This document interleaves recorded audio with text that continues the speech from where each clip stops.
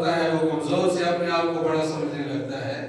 تو اللہ رب العزت کا جو نظام ہے وہ عجیب و غریب نظام ہے کہ جب کوئی بڑائی کی بلندی کو چھونے کی کوشش کرتا ہے تو اللہ تعالیٰ اس کو پٹک کے زمین پر مارتے. وہ جو طاقت کے نشے میں کہا کرتے تھے کہ ہم یوں کر دیں گے اور یوں کر دیں گے، اس کو اندر ڈالیں گے، اس کو باہر نکالیں گے، تو وہ پھر وقت آتا ہے کہ خود سلاموں کے پیچھے ہوتے ہیں. تو یہ اللہ کا نظام قدرت ہمیں سمجھ آنا چاہیے کہ کوئی ذات ہے جس کی بڑائی موجود ہے، کہ وہ بڑے بڑوں کو وہاں پہ لگاتا ہے کہ ان کا پتہ بھی نہیں چلتا، اور جب اس کی پکڑ آتی ہے نا تو پھر بڑے سے بڑے بھی چیخ اٹھتے ہیں. جب فرعون کو اللہ نے غرق کیا نا سمندر کے اندر اور پانی کی ڈبکی آئی تو کیا کہنے لگا کہ میں ایمان لاتا ہوں بنو اسرائیل کے رب پر. اللہ نے کہا آن وقت عصیت، اب نہیں، اس سے پہلے تو گنہگار تھا اور تو ظالموں میں سے تھا، اب معافی کا خانہ نہیں. تو اس لیے شیطان نے تکبر کیا اور حضرت آدم علیہ السلام کو اللہ تعالیٰ نے بطور امتحان کے جو جنت میں رکھا تھا. میں نے پیچھے بھی آپ کو یہ گزارش کی تھی، بزرگوں سے گزارش ہے کہ تھوڑی بات آپ بھی ملتوی کریں تاکہ ہم بات کر سکیں. اللہ آپ کو جزائے خیر دے. مسجد جو ہوتی ہے خاموش رہنے کی جگہ ہوتی ہے، یہاں واعظ و نصیحت ہو سکتا ہے، اس کے علاوہ گفتگو شرعاً جائز نہیں ہے. ہمارے یہاں یہ بڑا مسئلہ بن گیا ہے، اللہ تعالیٰ معاف فرمائے، کہ جب ہم نماز پڑھنے بھی آتے ہیں تو ایسا لگتا ہے جیسے یہ مسجد نہیں، یہ کوئی اکھاڑا ہے یا تارا ہے. سیاسی گفتگو اور پتہ نہیں کیا کیا ایک دوسرے کے ساتھ. خدا کے لیے مسجد کے احترام کو ہم روزے خاطر رکھیں. جب مسجد میں آئیں تو سر جھکا کر آئیں، نظریں جھکا کر آئیں. یہ اللہ کا دربار ہے. یہ کس کا دربار ہے؟ اللہ کا دربار ہے. یہاں گڑگڑائیے، اس سے مانگیے، کوئی خلاف شرع کام نہ کیجیے. اللہ تعالیٰ معاف فرمائے. ہمارا حال تو یہ ہے کہ نیکیاں یہیں پر کہیں اور یہیں پر چھوڑ کر چلے گئے. تو صحابہ کرام کا یہ طرز تھا کہ جب مسجد میں آتے تھے تو گفتگو نہیں کرتے تھے، بلکہ ایک دوسرے کو پکڑ مار کے اشارہ کرتے تھے. اگر کوئی بات کرنی اشارے سے بات کرتے تھے، گفتگو مسجد میں نہیں کرتے تھے. تو یہ میری بھی ضرورت ہے، آپ کی بھی ضرورت ہے، تو ہمیں اس پر کاربند رہنا چاہیے. تو میں نے گزشتہ جمعے میں یہ کہا تھا کہ آدم علیہ السلام کو اللہ تعالیٰ نے بطور امتحان کے جنت میں رکھا اور بطور امتحان کے کہا کہ یہ درخت نہیں کھانا. تو آزمائش یہ تھی کہ جس کو میں زمین پر اتاروں گا اس کی ذریت ہوگی. تو یہ شیطان کے مقابلے میں کتنے ہی طاقتور ہیں، ان کا رویہ کیا ہے. تو شیطان نے وہاں پر پھسلایا، آدم نے وہ درخت یا وہ جو چیز تھی وہ کھا لی. اس چیز میں پڑھنے کی ضرورت نہیں ہے کہ وہ گندم کا پودا تھا یا کس کا تھا. جب اللہ نے نہیں بتایا تو ہمیں بھی ضرورت نہیں ہے. بس اللہ نے بطور امتحان کی کہا تھا کہ اس کو نہیں کھانا، لیکن شیطان کے بہکاوے میں آ کر انہوں نے وہ کھا لیا. اور شیطان نے بہکاوا پتہ کیا دیا تھا؟ شیطان نے یہ کہا تھا کہ یہ جو قربتیں ہیں اللہ کے ساتھ، یہ جو جنت ہے، یہ اللہ نے اس لیے منع کیا ہے، اس کو کھاؤ گے تو ہمیشہ اس میں رہو گے، مگر نہ اتارے جاؤ گے. تو یہ ایک بڑا رسک تھا کہ اللہ نے منع تو کیا ہے، لیکن اگر تم نے کہا وقاسمہما انی لکما لمن الناصحین، اس نے قسمیں دی تھی اس بات کی کہ میں تمہیں نصیحت کرنے والا ہوں، میں تمہارا دشمن نہیں ہوں، کھالو ہمیشہ کے لیے رہو گے. تو آدم پہلے اس نے پھسلایا اما حوا کو، اور پھر آپ کو پتہ ہے کہ عورتیں مرد کی کمزوری ہوتی. تو اما حوا نے ان کو کہا کہ یہ تو ایسا وہ نصیحت کر رہا ہے تو ہمیں اس نصیحت پر عمل کر لینا چاہیے تاکہ جنت میں ہمیشہ کے لیے رہے. تو یہ جو پھر دنیا میں اتارا جانا ہے یہ بطور سزا کے نہیں ہے، یہ اللہ کے تکوینی امور میں سے تھا. کیونکہ اللہ تعالیٰ فرما رہے ہیں فَتَلَقَّىٰ آدَمُ مِن رَّبِّهِ كَلِمَاتٍ فَتَابَ عَلَيْهِ، کہ آدم نے اپنے رب سے کلمات سیکھے، توبہ کی، اللہ نے توبہ کو قبول کر لیا. اللہ نے توبہ کو قبول کر لیا. إِنَّهُ هُوَ التَّوَّابُ الرَّحِيمُ. تو بندے کی طرف سے توبہ کا کیا مفہوم ہے کہ بندہ اپنے گناہ پر ندامت اور شرمندگی ظاہر کرے اور اپنے آپ کو ملامت کرتے ہوئے اس ذات کے سامنے گڑ گڑائے اور اس ذات ذات کی طرف سے توبہ کی قبولیت کیا ہے کہ وہ رحمت ہی رحمت کر دے، معاف کر دے. تو آدم نے اللہ سے مانگا ربنا ظلمنا انفسنا وان لم تغفر لنا وترحمنا لنكونن من الخاسرین. اے اللہ ہم نے اپنے نفسوں پر ظلم کیا، اگر تو نے ہماری مغفرت نہ کی تو ہم تو خسارہ اٹھانے والوں میں سے ہو جائیں. تو یہ معاملہ وہیں پر ختم ہو گیا. تو یہ دو دفعہ ہے اللہ تعالیٰ نے فرمایا وَقُلْنَا يَا آدَمُ اسْكُنْ أَنْتَ وَزَوْجُكَ الْجَنَّةَ. یہ جو بات ہے جنت میں پھر اتارے جانے کا ذکر پہلے ہے، پھر اب دوبارہ اللہ تعالیٰ نے توبہ کے بعد اس کا تذکرہ کیا. قُلْنَا اهْبِطُوا مِنْهَا جَمِيعًا فَإِمَّا يَأْتِيَنَّكُم مِّنِّي هُدًى فَمَن تَبِعَ هُدَايَ فَلَا خَوْفٌ عَلَيْهِمْ وَلَا هُمْ يَحْزَنُونَ. تو توبہ کی قبولیت کے بعد پھر اللہ نے دہرایا کہ جاؤ اب تم دھرتی پر اتر جاؤ. گویا کہ یہ اس غلطی سے پہلے کا فیصلہ ہے. زمین پر اتارنا اس غلطی سے پہلے کا فیصلہ ہے. اس لیے تو اللہ نے دوبارہ کہا ہے کہ زمین پر اترنا تو میرا امر ہے، میں نے فیصلہ کیا ہوا ہے. وہ جو غلطی تم سے ہوئی تھی آزمائش کے طور پر ہوئی تھی، میں نے معاف کر دیا. اچھا اگر اللہ نے معاف نہ کیا ہوتا تو اپنے آدم کو نبوت دیتے؟ نبوت دی نا، نبوت سے سرفراز فرمایا اور فرمایا کہ اپنی ذریت کی کیا کرو، رہنمائی کرو. تو اس سے پتہ چلتا ہے کہ اللہ تعالیٰ کے ہاں یہ معاملہ کیا ہو گیا تھا، صاف ہو گیا تھا. اور ہمیں یہ بھی پتہ چلتا ہے ایک نظریہ، غلط نظریہ یہ بھی دنیا میں موجود ہے کہ لوگ کہتے ہیں کہ اگر کسی نے کوئی گناہ کیا ہے تو لازمی طور پر اس کو اس کی سزا ملے گی، اور اگر کسی نے کوئی نیکی کی ہے تو لازمی طور پر اس کو اس پر ثواب ملے گا. تو یاد رکھیے کسی کو نیکی پر نوازنا یہ اللہ کے لیے ضروری نہیں ہے. کسی کو گناہ پر سزا دینا یہ اللہ کے لیے لازم نہیں ہے. اللہ کو اختیار ہے کہ نیکی کا بدلہ دے یا نہ دے. نیکی کا بدلہ دے یا نہ دے، برائی پر سزا دے یا چھوڑ دے، یہ اس ذات کو کیا ہے، اختیار ہے. اس ذات کو کیا ہے، اگر وہ کسی کی نیکی پر نظر کرم کرتے اس کو قبول کر لیتا ہے تو وہ دیکھتا ہے کہ اس نے میری رضا کے لیے کی ہے. اس نے کیا کی ہے، میری رضا کے لیے کی ہے. وہ ذات اس کو قبول کر لیتی ہے تو یہ اس کا اپنا کرم ہے. اور اگر کسی کی نیکی کو رد کر دیتا ہے تو وہ ذات دیکھتی ہے کہ اس میں اخلاص نہیں. یہ دکھاوے کے لیے تھا. یہی تو وجہ ہے کہ حضور فرماتے ہیں کل قیامت کے دن شہید کو رد کر دیا جائے گا، سخی کو رد کر دیا جائے گا، اور قاری قرآن اور عالم کو رد کر دیا جائے گا، کیونکہ اللہ کی ذات نے ان میں وہ اخلاص نہیں. سخی نے سخاوت کی دکھاوے کے، شہید نے شہادت قبول کی دکھاوے کے، عالم نے قاری نے پڑھا اور سنایا دکھاوے کے لیے. تو کچھ نہیں ملے گا. اور اللہ رب العزت اگر کسی کو گناہ پر سزا دیتے ہیں تو اس میں یہ چیز نمایاں ہوتی ہے کہ کوئی انسان گناہ کرتا ہے پھر ارتکاب جرم پر جری ہو جاتا ہے، اس کو کوئی ندامت نہیں ہوتی. ظالم ہے تو ظلم میں آگے سے آگے بڑھتا چلا جائے، شرابی ہے تو شراب تک شراب پیتا ہے. جب وہ اس درجے تک چلا جاتا ہے تو پھر اللہ تعالیٰ سزا دیتے ہیں. اور جب کوئی جرم کرنے کے بعد اس کے سامنے الہا و زاری کرتا ہے، توبہ کا دروازہ تلاش کرتا ہے، معافی مانگتا ہے تو اللہ کی ذات اس کو معاف کر دیتی ہے. اللہ کی ذات کیا کرتی ہے، معاف کر دیتی ہے. تو آدم سے خطا ہوئی، اللہ نے کیا کر دی، معاف کر دی. آدم کا اترنا اللہ کے تکوینی امور میں سے تھا. تو اللہ تعالیٰ فرما رہے ہیں کہ جاؤ دنیا میں رہو.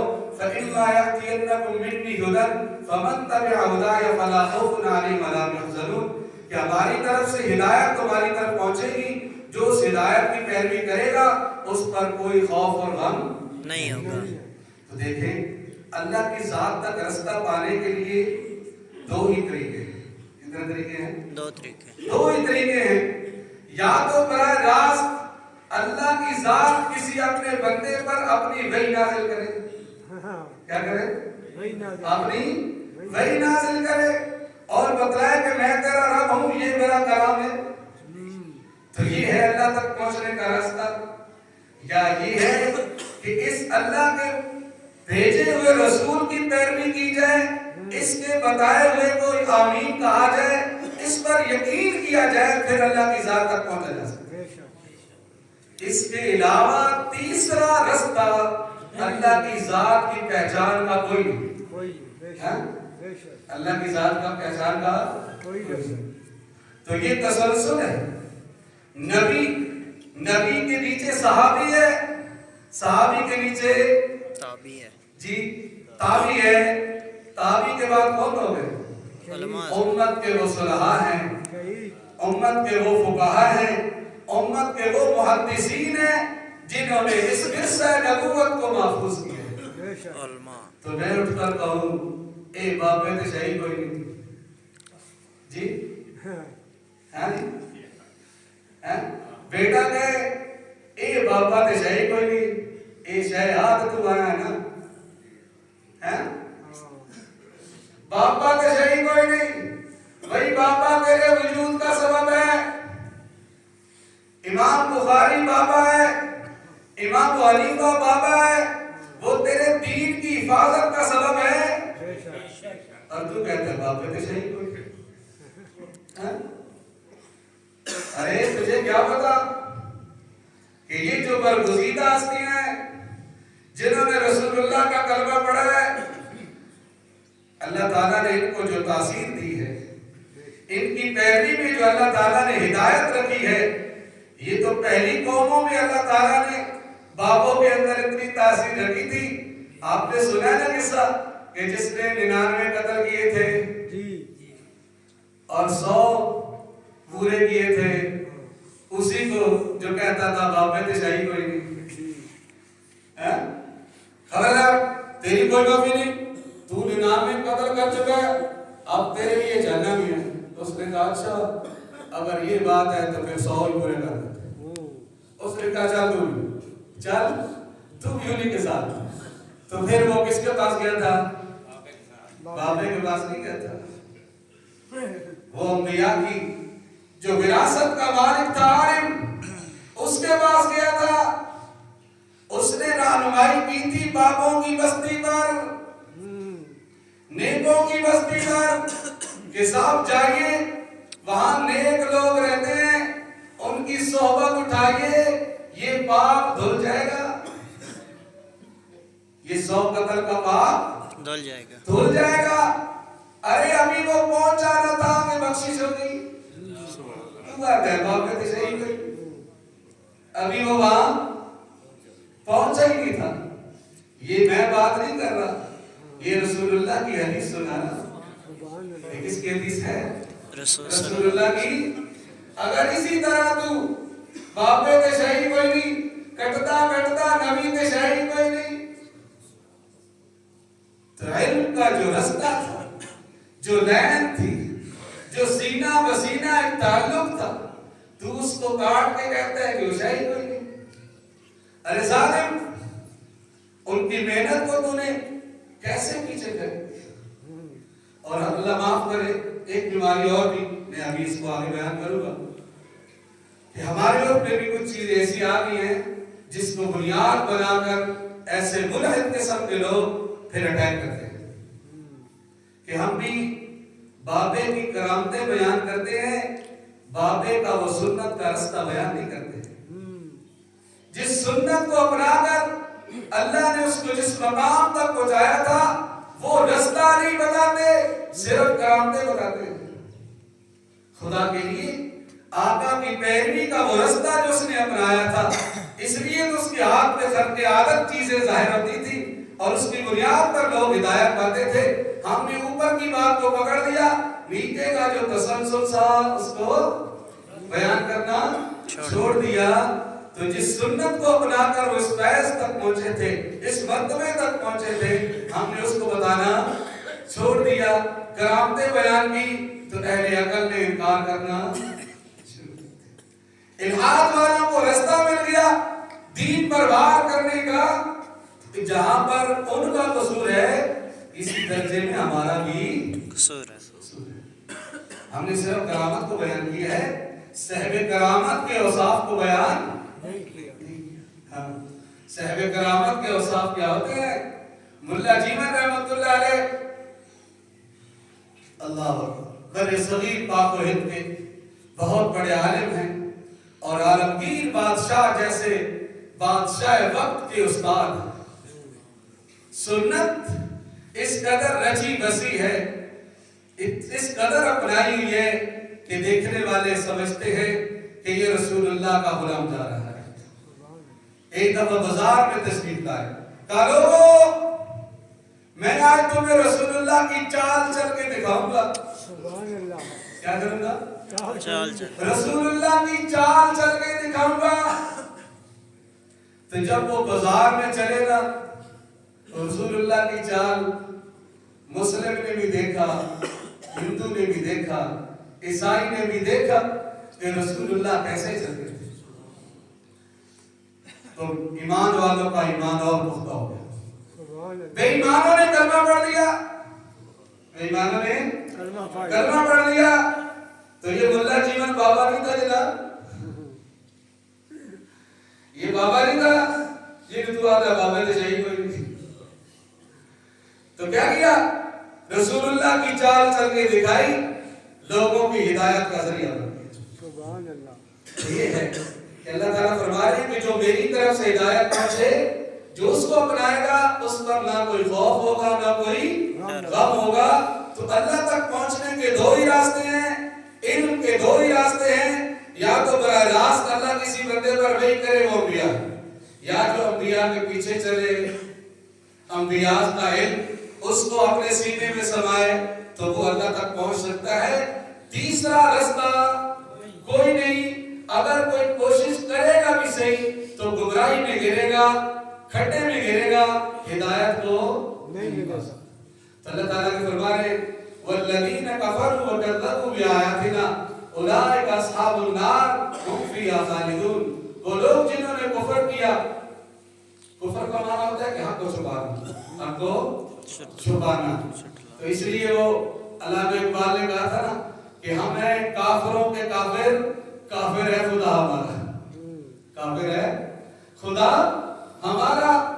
تو یہ جو کسان ہوتے ہیں نا, جو ہل چلا کے اپنی زمین سیچتے ہیں, پھر اس میں سے غلے اناج نکلتے ہیں, تو یہ جو کسان ہوتا ہے یہ بھی دانے کو زمین میں چھپاتا ہے. کیا کرتا ہے؟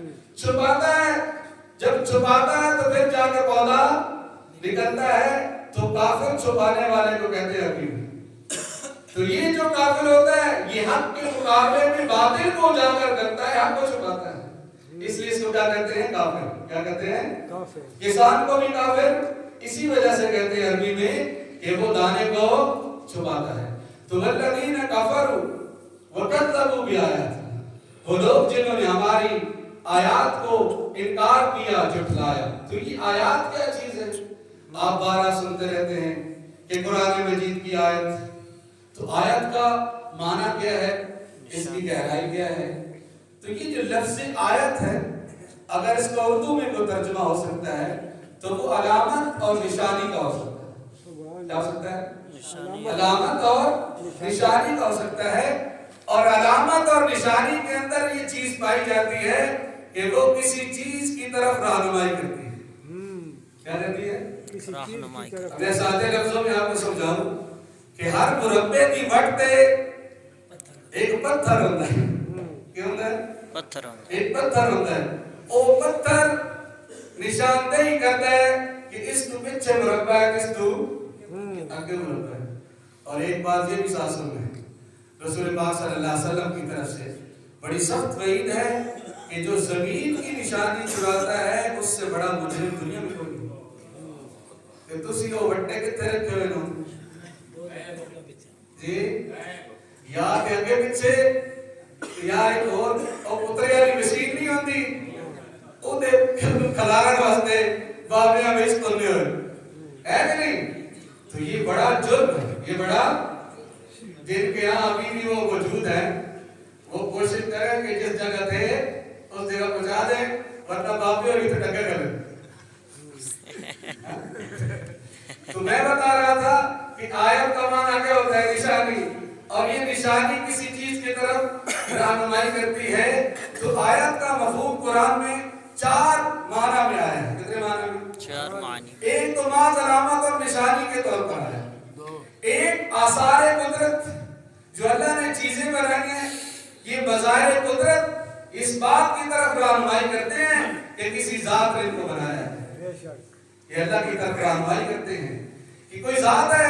اس لیے عمر فاروق رضی اللہ عنہ فرمایا کرتے تھے البارۃ تدل علی البعیر کہ مینگنی دلالت کرتی ہے کہ یہاں سے اونٹ گزرا ہے, یہاں سے اونٹ گزرا ہے. اور کیسے یہ سارا کا سارا عالم اس ذات پر دلالت نہیں کرتا, یہ بتاتا ہے کہ کوئی ذات ہے جس نے بنایا. اور دوسرا معنی کہ انبیاء کرام کے ہاتھوں پر جو معجزات وجود میں آتے ہیں, جو ظہور پذیر ہوتے ہیں, ان کو بھی نشانی کہتے ہیں. کیا کہتے ہیں؟ نشانی. آیت نشانی کہتے ہیں. اور جب کوئی قوم کسی نبی سے فرمائشی نشانی مانگتی ہے, وہ نبی وہ نشانی دکھا دیتا ہے, پھر وہ قوم انکار کرتی ہے, اللہ اس کو تباہ و برباد کر دیتا ہے. اس لیے رسول پاک صلی اللہ علیہ وسلم فرمائشی معجزات نہیں دکھاتے تھے. تو یہ بھی نشانی ہوتی اس بات کی کہ یہ بندہ اس کا برگزیدہ ہے, اس ذات نے اس کو بھیجا ہے. تو نبی کی نبوت پر یہ نشانی کیا کرتی ہے؟ دلالت کرتی ہے. اسی طرح قرآن مجید کی جو آیات, ان کا سیاق و سباق, ان کا نظم و ضبط, ان کی گہرائی یہ بتاتی ہے کہ کوئی ذات ہے جس کا یہ کلام ہے. اگر آپ اس کو عربی جانتے ہو, اس کے محاورے کو آپ پڑھیں, آپ سورۃ فاتحہ کو پڑھ کر دیکھیں, آپ سورۃ قیامہ کو پڑھ کر دیکھیں, آپ سورۃ ہمازہ کو پڑھ کر دیکھیں, تو جس کی آیتوں کا جوڑ ہے یہ بتلاتا ہے کہ یہ بشر کا کلام نہیں ہے. الحمدللہ رب العالمین الرحمن الرحیم مالک یوم الدین. تو یہ ہے کاف یا عین صاد ذکر رحمت ربک عبدہ زکریا لا اقسم بیوم القیامہ الحاقہ ما الحاقہ وما ادراک ما الحاقہ اذا وقعت الواقعہ لیس لوقعتها کاذبہ خافضۃ رافعہ اذا رجت الارض رجا. تو یہ کیا ہے؟ یہ نظم و نسق, یہ خوبصورتی. کاش ہمیں قرآن پڑھنا آ جائے, کاش ہمیں قرآن پڑھنا آ جائے. رب قارئ للقرآن والقرآن یلعن, کہ بعض قرآن پڑھنے والے ایسے ہیں کہ قرآن خود ان پر لعنت کرتا ہے. تو اس میں نہ صحیح پڑھنے والے, اس کی تجوید کا خیال نہ کر کے پڑھنے والے وہ بھی شامل ہیں, اس پر عمل نہ کرنے والے بھی شامل ہیں, اس کے مطابق نظام اور قانون نہ بنانے والے بھی شامل ہیں. تو قرآن کا نظم و نسق اذا الشمس كورت واذا النجوم انكدرت اذا السماء انشقت. تو یہ نظم و نسق بتاتا ہے کہ کوئی ذات ہے جس کا یہ کلام ہے, بشر کے بس کی بات نہیں کہ وہ اتنا خوبصورت کلام کہہ سکے. تو جو لوگ میری نشانیوں کو جھٹلاتے ہیں ہمیشہ جہنم میں رہتے ہیں اور اسی میں ہمیشہ کے لیے رہیں گے. تو چار مفہوم میں نے آیت میں آپ کے سامنے رکھے ہیں. تو ہمیں مظاہر قدرت کو دیکھ کر, اس قرآن کی آیات کو دیکھ کر اس ذات کو پہچاننا ہوگا. کیا کرنا ہوگا؟ اور اس ذات تک پہنچنے کا واحد ایک ہی راستہ ہمارے پاس موجود ہے کہ ہم انبیاء کی تعلیمات پر عمل کریں. ورنہ کوئی کہتا ہے باپی شے کوئی نہیں, کوئی کہتا ہے رسول اللہ کی حدیث ہی شے کوئی نہیں. ابھی میں راستے میں آ رہا تھا تو ایک ٹرک جا رہا تھا, اس کے پیچھے لکھا ہوا تھا چکڑالا. تو مجھے ایک شخص یاد آیا جس کو ہم نے پڑھا تھا کہ عبداللہ چکڑالوی ایک شخص گزرا ہے جس کے بارے میں آقا صلی اللہ علیہ وسلم نے ارشاد فرمایا تھا کہ ایک بندہ ایسا آئے گا جو ٹیک لگا کر بیٹھا ہوگا اور وہ کہے گا رسول اللہ کی بات کوئی بات نہیں ہے, رسول اللہ کی بات کوئی بات نہیں ہے, بس فقط قرآن ہے, قرآن فقط قرآن ہے. وہ میری حدیث کو جھٹلائے گا, وہ میری حدیث کو جھٹلائے گا. تو یہ نعرے بلند ہوتے رہتے ہیں, ملحد لوگ آتے رہتے ہیں, الحاد سکھاتے رہتے ہیں, سمجھدار لوگ اپنے علماء سے جڑے رہتے ہیں, اپنے علماء سے جڑے رہتے ہیں اور ہدایت کو پا جاتے ہیں. اللہ سے دعا ہے کہ اللہ تعالیٰ عمل اور سمجھ کی توفیق عطا فرمائے. جن حضرات نے سنت نہیں پڑھی وہ سنت